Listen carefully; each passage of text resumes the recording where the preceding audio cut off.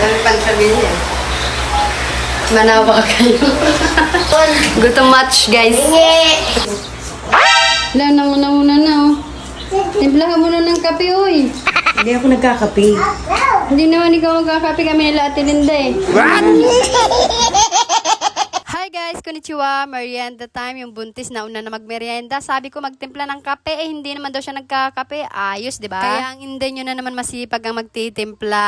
Char. Black coffee nga pala ang favorite kong kape, guys. Tapos yung mapait-pait. Sarap nun. Yes! Tinanong ko nga rin si Ate Linda na naglilinis ng kuko kung nagkakape siya ng black coffee. Sabi niya, oo naman. Dito nga sila naglilinis ng kuko, guys, sa loob ng bahay dahil kahapon ang lakas ng kulog. Baka matamaan ng kidlat. Nakakatakot pa naman. Hindi ka pa tinanggap Silensa. Ay, salamat. Akit naman. Oh, ang cute daw, 'di ba? Ang ramdam niyo rin ba guys yung kulog kahapon, ang lakas, 'di ba? Itong pamangkin ko na pandak, porket ang daming pandesal na nakikita, abay panay pamigay sa kanyang mga pinsan. Tingnan niyo naman ang takaw din sa tinapay, no, yung sisiw nga na binili para sa kanila. Ayan, wala na silang pakialam, sa una lang talaga magagaling at excited. Ayan, namimigay na naman nga siya ng pandesal dahil matampuhin to, inasar ko nga saglit. Sawa ka, Bi? Ayos ka.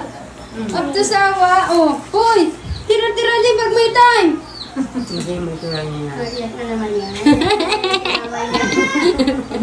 Ayun, di ko na nga tinuloy ang pangiinis at baka umiyak pa. At isa pa, baka awahin din tayo ng nanay niyang isa din matampuhin.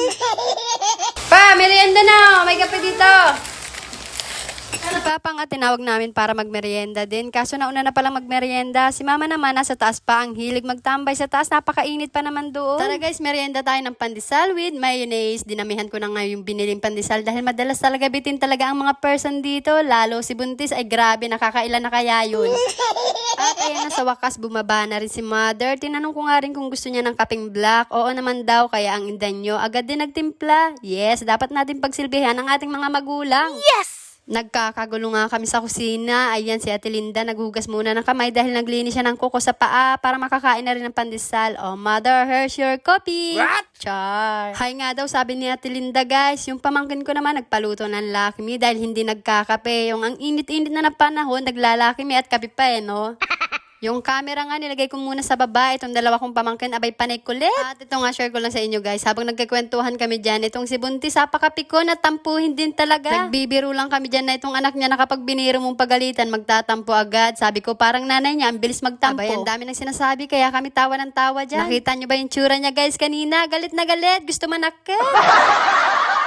Relax lang, Kit. Masyado ka naman HB dyan. Init-init na nga eh. Bukas bilhan ulit kita na maraming pandesal with mayonnaise. Wow! So, change topic na nga kami. Sabi namin, wag muna umuwi ng Cavite itong si Buntis dahil siya nga yung magme-makeup sa amin ni Ate Dick. Dahil attend nga kami ng graduation ng aming mga pamangkin. Kaso ayaw talaga magpapigil. Tuturuan na lang daw niya kami maglagay ng pilik mata. At ayan nga si Ate Linda, nilalagyan niya na nga. Oh. Gusto rin daw matry kasi ni Ate. Magaling talaga kasi yan guys si Buntis sa mga ganyan at pag may makeup. Bukod sa magaling mag-makeup, marami pang talent yan guys. Magaling din yan sumayaw at kumanta. Nakanaks naman yan. Bawing-bawi.